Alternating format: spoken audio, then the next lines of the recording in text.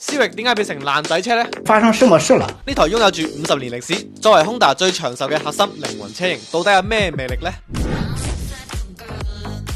喺70年代，本田旗下一台主打經濟型嘅轎車1300，因為車身剛性不足、引擎冷卻等問題，導致銷量低迷，無法為本田帶嚟可觀嘅收益。本田就想推出一款新嘅車型嚟代替1300，於是喺1972年第一代Civic就此亮世。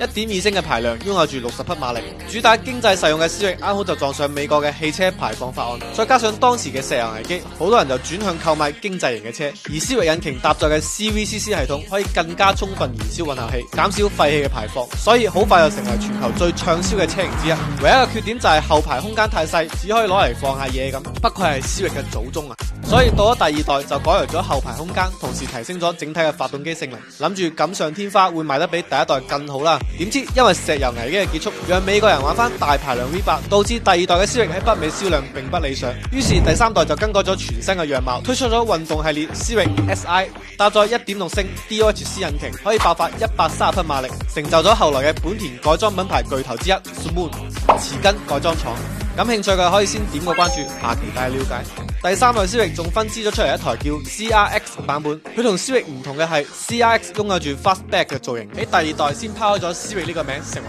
獨立嘅車型。而真正令Civic火起身嘅就係第4代搭載嘅發動機技術 VTEC。Honda Civic 嘅性能傳奇就由呢一代正式開始。